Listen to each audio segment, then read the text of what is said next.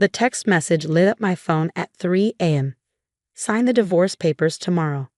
No property claims, no alimony. Take it or I'll make you regret ever meeting me. I stared at the screen, my hands steady despite the late hour. After 15 years of marriage, this was James' idea of an ending. A threatening text message while he lay in bed with his mistress. My name is Olivia, and at 42, I never expected to be starting over.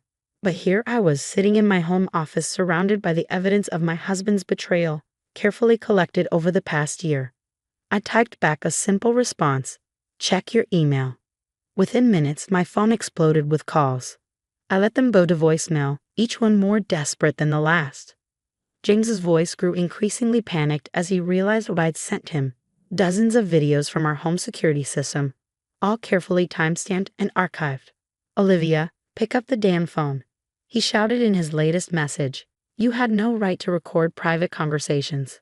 But I did have the right. It was my security system, installed in my home after I first suspected something was wrong. The cameras had captured everything.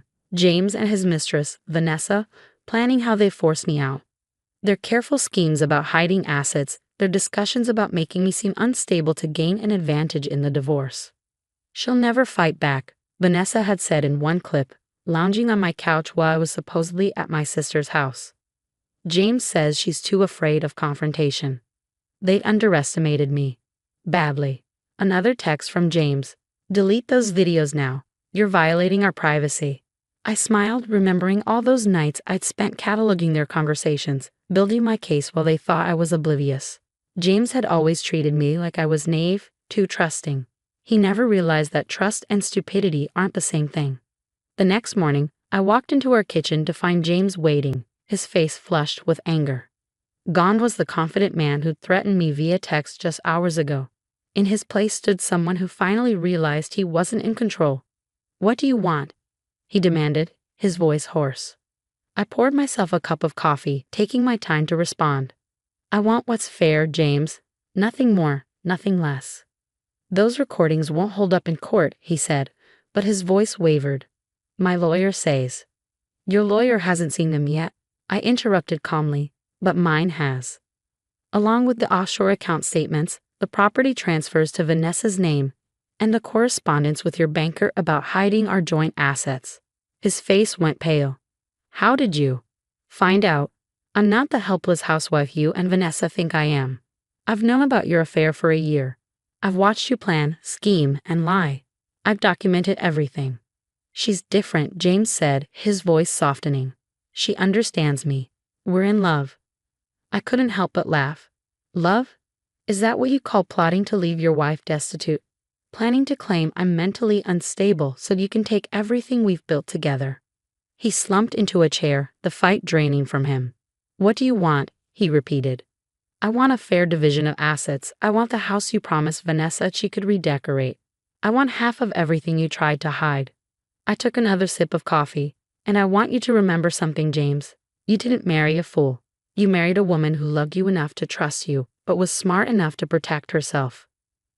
My phone buzzed again. Vanessa this time. I showed James the screen, where she was demanding he handle me before I ruined everything. Her messages grew increasingly frantic as he didn't respond. She's 23, James, I said softly. Did you really think she wanted you for your charm? Or was it the lifestyle you promised her, the lifestyle you planned to steal from me? He buried his face in his hands, and for a moment I saw the man I'd married 15 years ago. But that man was gone, replaced by someone who'd rather threaten and scheme than face the consequences of his actions. I'll have my lawyer send over the revised divorce agreement today, I said, standing up. One that reflects a fair division of everything. All the properties, accounts, and investments, including the ones you thought I didn't know about. As I walked out of the kitchen, James called after me, How long have you been planning this? I turned back, meeting his eyes. Since the day you started planning against me. The difference is, I did it to protect myself. You did it to destroy me. Remember that when you're signing the papers. The look on his face told me he finally understood. He hadn't married someone he could bully into submission. He'd married someone who knew her worth and had proof to back it up. Part 1 ends with me walking away, leaving James to face the reality that his carefully constructed plan had crumbled. His phone kept buzzing with Vanessa's messages, but we both knew everything had changed. The next few weeks would reshape both our lives, but only one of us was prepared for what was coming. The next few days unfolded like a carefully choreographed dance. James moved out, taking only his personal belongings after my lawyer made it clear that removing anything else would result in immediate legal action. The security cameras captured him explaining to Vanessa in our driveway why they couldn't start moving her things in as planned. "This is ridiculous," she shouted, loud enough for the cameras to pick up. "You promised me this house. You said she'd be too scared to fight back." I watched the footage later that evening, noting how James seemed to age years in just days. The confident man who threatened me via text was replaced by someone who jumped at every email notification, wondering what else I might reveal. My lawyer, Diana, called with an update. James' attorney reached out, she said, a hint of satisfaction in her voice. "They want to discuss a settlement." "I'm sure they do," I replied, thinking of the videos I hadn't sent yet. The ones showing James and Vanessa discussing how they claim I was unstable, planning to use my grief over my mother's recent death against me in court. "They're offering a 60-40 split in his favor," Diana continued. "Should I tell them where to stick that offer?" "No," I said, surprising myself with my calmness. "Tell them we'll meet. I want to see their faces when we play the rest of the recordings." The meeting was set for the following week. I spent the intervening days organizing more evidence, bank statements showing suspicious transfers, text messages James thought he deleted but had backed up to our shared cloud account, photos of him and Vanessa using our vacation home when I was supposedly there alone. My sister Kate came over the night before the meeting, bringing wine and her signature straight-talking support. "How are you really doing?" she asked, studying my face carefully. I considered the question while sipping my wine. "Honestly, I'm angry. Not about the affair, that's on him. I'm angry that he thought so little of me, that he and his girlfriend sat in my home plotting to destroy me. And now I'm ready to show them exactly who they underestimated." The settlement meeting was held in Diana's office. James arrived with his lawyer and, surprisingly, Vanessa. She perched beside him in designer clothes I suspected were purchased with money from our accounts. "Before we begin," James's lawyer started, "my client is willing to be generous despite the unconventional surveillance methods used." Diana smiled, opening her laptop. Interesting choice of words. "Before discussing generosity, let's review some footage from last month." The color drained from James's face as Diana played a video of him and Vanessa in our home office, going through my personal files. "The insurance policy has to be here somewhere," James was saying in the footage. "Once we have that, we can start building the case about her mental state." Vanessa shifted uncomfortably in her seat as her voice filled the room. "What if she fights back? She seems different lately, more confident." "She won't," James had assured her. "She's too afraid of being alone. Trust me, I know how to handle her." Diana paused the video. "There's more. Hours more. Should we continue?" James' lawyer cleared his throat. "Perhaps we should discuss a more equitable distribution of assets." "Perhaps we should," Diana agreed, pulling out a thick folder. "Let's start with the offshore accounts, specifically the one in the Caymans where Mr. Harrison has been transferring joint funds." I watched as James's carefully constructed world continued to crumble. Vanessa's designer heel tapped nervously against the floor as Diana methodically laid out every scheme, every plan, every betrayal. "A 50-50 split of all assets," Diana stated firmly. "The house goes to my client, and Mr. Harrison will retract any statements suggesting mental instability on Mrs. Harrison's part." "And if I refuse?" James asked, but his voice lacked conviction. I spoke for the first time since the meeting began. "Then we go to court, and I play these videos for everyone to see. Your colleagues, your friends, your family. Everyone will know exactly what kind of man you are." Vanessa stood up abruptly. "This is insane. James, you promised me." "Sit down," James hissed, but she was already heading for the door. "You said this would be easy," she shouted. "You said she was weak." The door slammed behind her, leaving a heavy silence in the room. I met James's eyes across the table. "Sign the papers," I said quietly. "End this now, and those videos stay private. Drag this out, and I'll make sure everyone knows the truth." His lawyer whispered something in his ear, and James nodded slowly, reaching for the pen. As he signed, I realized this wasn't the victory I'd imagined during those long nights of collecting evidence. It felt more like the end of a long illness, painful but necessary for healing to begin. Part 2 ends with James signing the papers, his hand trembling slightly. The man who threatened me just days ago now couldn't even meet my eyes. As I walked out of Diana's office, I heard Vanessa's angry voice in the hallway, demanding explanations James couldn't give. But for the first time since discovering the betrayal, none of it mattered. I was free. 6 months after the settlement meeting, I stood in my newly renovated kitchen, sipping morning coffee and watching the sunrise. The house felt different now, lighter, peaceful.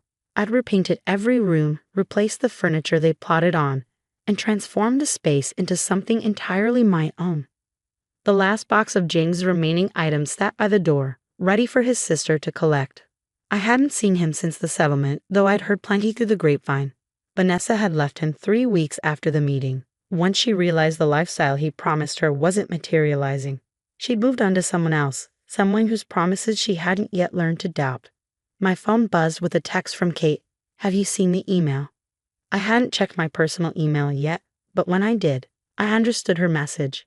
James had sent a lengthy apology, the kind that comes after months of reflection and regret. "I know it's too late," he wrote, "but I'm sorry for everything. Not just the affair or the divorce, but for underestimating you, for thinking I could bully and threaten you into giving up what was rightfully yours. You deserve better." I deleted the email without responding. His apology might have been sincere, but it wasn't something I needed anymore. My healing hadn't depended on his remorse. Later that afternoon, I met Kate for lunch at our favorite cafe. She'd been my rock through everything, and now she was helping me plan my future. "So the house in Provence?" she asked, grinning over her salad.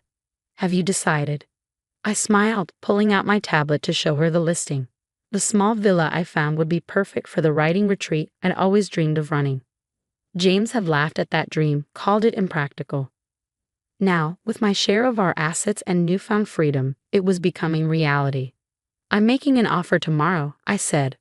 "The realtor says it's perfect for small groups, and the advance bookings are already coming in." "Look at you," Kate beamed. "From collecting evidence to collecting dreams, I'm so proud of you." "I learned something through all this," I said, thinking back to those dark days of discovery and planning. Sometimes the worst betrayals lead us to our best decisions. As if on cue, my phone buzzed with a call from Diana. "Just wanted to let you know," she said when I answered. "James, the lawyer, reached out. He's contesting the offshore account split." I felt a calm settle over me, the same calm I felt when responding to his threatening text all those months ago. "Send him the video from March 15th, I replied. "The one where he and Vanessa discuss hiding those specific accounts." Diana chuckled. "Already done. I don't expect we'll hear any more protests." After lunch, I walked through the park where James and I used to spend Sunday afternoons. The autumn leaves were turning, painting the world in warm golds and reds. A year ago, I'd walked this same path in tears, having just discovered his affair. Now, I walked it with purpose, my head held high. My phone buzzed again, a message from James. "My lawyer says to drop the contest. You really did think of everything, didn't you?" I thought about responding but decided against it. The time for conversations between us had passed.